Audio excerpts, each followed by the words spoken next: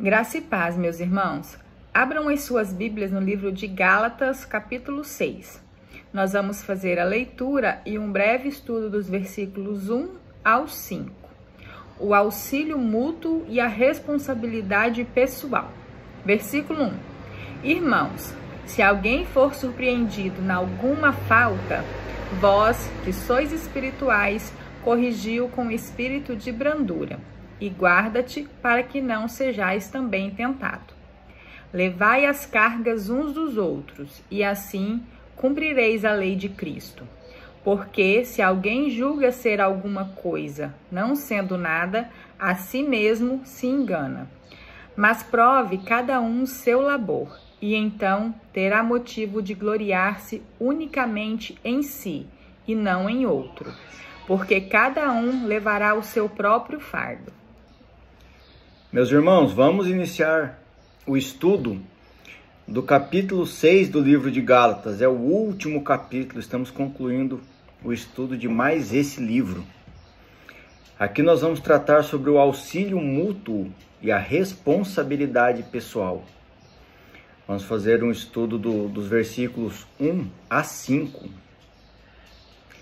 Versículo 1 diz o seguinte: Irmãos, se alguém for surpreendido em alguma falta, vós que sois espirituais, corrigi-o com espírito de brandura e guarda, para que não sejas também tentado. Observem aqui, meus irmãos, qual é a orientação aqui de Paulo aos Gálatas. Quando ele fala, for surpreendido em alguma falta, ele quer dizer pecado. Alguém pecando, alguém errando, consciente ou inconscientemente, pecando contra Deus ou pecando contra um irmão. Agora olha que interessante, ó. Vós que sois espirituais, ou seja, nós que somos o povo de Deus, corrigiu com espírito de brandura. Brandura, também chamada de mansidão ou humildade de espírito, é uma qualidade cristã essencial, meus irmãos. Ela se refere a uma atitude de gentileza, de doçura, de autocontrole, especialmente em situações de conflito ou provocação. Observem aqui que Paulo não orienta os Gálatas a apedrejarem quem peca, a julgarem, a prenderem, a nada disso. Ele orienta a corrigi-lo com espírito de brandura. Nem sempre é isso que nós vemos o povo de Deus fazendo. Quando uma pessoa erra, quando uma pessoa peca, muitas vezes ela é julgada e condenada pelos seus próprios irmãos em Cristo. Muitas vezes a pessoa é exposta publicamente pelas lideranças, é colocada em disciplina, é tirada da comunhão. Será que é isso realmente que a palavra de Deus está nos ensinando? Nós precisamos refletir, meus irmãos, para viver realmente conforme o ensino da Bíblia. E devemos priorizar o que está escrito na palavra, onde estão as escrituras sagradas inspiradas por Deus, e tomar cuidado para que os ensinos, as tradições e os costumes dos homens não estejam regendo a nossa vida espiritual, pois nós não vivemos pela lei dos homens, nós vivemos pela lei de Deus. Aí fala que assim, ó, e guarda-te para que não sejas também tentado. Ou seja, meus irmãos, quando nós estamos corrigindo um irmão, não é um ato de poder, não é um ato de liderança, é um ato de amor.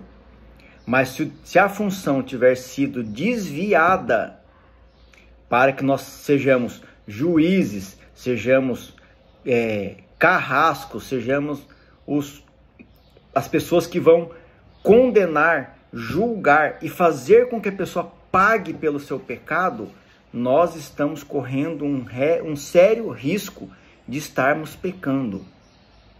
Cuidado para não cairmos nas tentações das obras da carne, como nós vimos no estudo anterior, aqui mesmo no livro de Gálatas, capítulo 5, de 16 a 21. Se você quiser voltar lá para dar uma revisada, mas onde fala sobre a inimizade, as porfias, a ira. Aqui uma referência, meus irmãos, bíblica, eu vou trazer o Evangelho de Mateus, capítulo 5, versículo 22, onde Jesus diz o seguinte: eu, porém, vos digo que todo aquele, na Bíblia, está aqui entre colchetes, sem motivo, se irar contra seu irmão, estará sujeito a julgamento. E quem proferir um insulto a seu irmão, estará sujeito a julgamento do tribunal. E quem lhe chamar tolo, estará sujeito ao inferno de fogo. Então, é o próprio Jesus nos mostrando que nós não devemos nos irar contra os nossos irmãos. Aqui eu quis trazer e evidenciar que está entre colchetes sem motivo, porque isso foi acrescentado na Bíblia. Não está nos originais das Escrituras. Então, para mim, esse sem motivo, para mim, não tem valor. Para mim, o entendimento correto aqui é: vos digo que todo aquele que se irar contra seu irmão, não interessa se tem motivo ou não, Jesus está dizendo todo que se irar. E no final, ele conclui, estará sujeito ao inferno de fogo.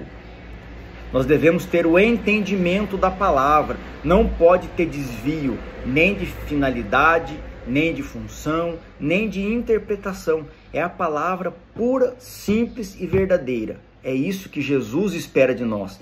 Por isso que Deus nos deixou a Bíblia, para que seja o nosso manual de instrução. Mas se nós não conhecermos, não estudarmos, não entendermos, nós não conseguiremos agir e viver conforme a palavra de Deus. Versículo 2. Levai as cargas uns dos outros, e assim cumprireis a lei de Cristo. Olha que palavra linda. Paulo está aqui trazendo mais uma vez qual é a lei de Cristo, o grande mandamento que nós vimos lá em Mateus 22, nos versículos 37 a 39, que constantemente eu cito aqui para vocês. E não é à toa, é porque é o grande mandamento de Jesus, é a base do cristianismo, ou melhor, é a base da fé cristã. Deveria ser a base do cristianismo, mas muitos se desviam da pureza da palavra e do ensino para viver conforme constituições internas, usos e costumes, doutrinas, liturgias, rituais, enfim. Vamos ouvir aqui qual é o grande mandamento segundo Jesus Cristo, e está escrito na Bíblia, no Evangelho de Mateus, capítulo 22. Respondeu-lhe Jesus: amarás o Senhor teu Deus de todo o teu coração, de toda a tua alma e de todo o teu entendimento. Este é o grande e primeiro mandamento. O segundo, semelhante a este, é: amarás o teu próximo como a ti mesmo. Muitas vezes eu já expliquei sobre esses mandamentos. E quando nós perguntamos, você ama a Deus? Todo mundo diz que sim. A grande maioria que crê em Deus diz que ama. Agora, quando nós perguntamos se você ama o próximo, aí a pessoa gagueja, tem dificuldade. Meus irmãos, amar ao próximo nada mais é do que fazer para o outro o que você gostaria que fizesse para você. Versículo 3. Porque se alguém julgar ser alguma coisa, não sendo nada, a si mesmo se engana. Meus irmãos, todo o poder, toda a honra e toda a glória é de Deus. O próprio Jesus Cristo, enquanto esteve caminhando pela terra, tudo que ele fez, ele decretou que era para a honra e glória do Pai. Quem somos nós, meros seres humanos, diante da grandeza de Deus? Aqui, meus irmãos, nós temos que entender a pequenez do ser humano diante da grandeza e majestade de Deus. Vamos fazer uma referência aqui ao Evangelho de Mateus, capítulo 6, dos versículos 9 a 13, onde Jesus diz assim, ó. Vamos ver se vocês já conhecem essa passagem, ela é bem conhecida.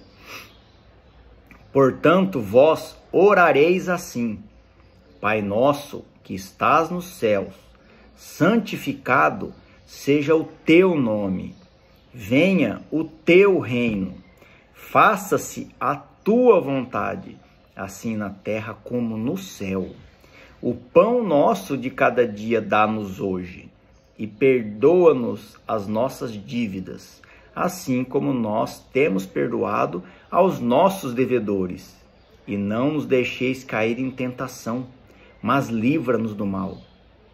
Aqui, meus irmãos, o próprio Jesus está nos mostrando que em tudo nós somos dependentes do Pai. Que santificado é o nome do Pai, que venha o reino do Pai, que a vontade que tem que prevalecer é a do Pai, tanto no céu como na terra. O pão nosso de todos os dias, quem nos dá é o Pai. Perdoa-nos as nossas dívidas, assim como nós perdoamos e estamos pedindo perdão do próximo. Não, nós estamos pedindo perdão de Deus. E no final nós mostramos a nossa total dependência. Não nos deixe cair em tentação, mas livra-nos do mal. Tudo é para a honra e glória do nome de Deus, meus irmãos. Versículo 4. Mas prove cada um o seu labor, e então terá motivo de gloriar-se unicamente em si e não em outro. O gloriar-se aqui não tem nada a ver com soberba, com orgulho.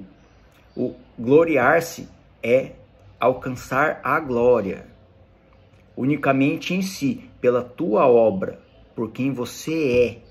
Aqui está falando da salvação ser individual. Vamos fazer mais uma referência aqui ao Evangelho de Mateus, capítulo 16, dos versículos 24 e 25. Mais uma vez, vamos ver o que Jesus nos ensina. Então disse Jesus a seus discípulos: Se alguém quer vir após mim, a si mesmo se negue. Tome a sua cruz e siga-me. Porquanto, quem quiser salvar a sua vida, perdê-la-á. E quem perder a vida por mim, por minha causa, achá-la-á. Aqui, meus irmãos, nós estamos mostrando que nós temos a dependência da salvação através de Jesus Cristo e que a nossa salvação, ela depende de uma atitude individual. Quando Jesus fala, se alguém quiser vir após mim, então ele está falando para uma multidão. Só que a tratativa é individual. Quer vir após mim? A si mesmo se negue. Ou seja, não viva pela sua vontade. Não viva pelos anseios da sua carne. Tome a sua cruz e siga-me. Viva conforme a palavra, conforme o ensino. Pague o preço por ser cristão. E isso não é um peso. Isso é um privilégio, é uma honra nós podermos viver e seguir a Jesus Cristo. E o quinto versículo para nós concluirmos esse estudo de hoje: porque cada um levará o seu próprio fardo. Aqui a referência vai ser no Antigo Testamento, Ezequiel 18:20, que diz assim, ó: a alma que pecar, essa morrerá. O filho não levará a iniquidade do pai, nem o pai a iniquidade do filho. A justiça do justo ficará sobre ele, e a perversidade do perverso cairá sobre este. Então é mais um reforço aqui, meus irmãos, que a salvação é individual. Isso não quer dizer que nós temos que viver focado em nós mesmos. É justamente o contrário. Mais uma referência que eu sempre faço aqui em Gênesis 12, versículo 3, aonde Deus faz a promessa a Abraão. Versículo 2, perdão. E ele diz assim: todos que te abençoarem, eu abençoarei. Todos que te amaldiçoarem, eu amaldiçoarei. Sê tu uma bênção. O que importa, meus irmãos, é o que nós fazemos pelo próximo, pelo outro. Deixa que Deus nos abençoe e deixa que Deus amaldiçoe quem nos amaldiçoa. A nossa função, a nossa obrigação, conforme o mandamento de Deus é: sê tu uma bênção. Que tudo seja feito para a honra e glória do nosso Senhor Jesus Cristo. Amém.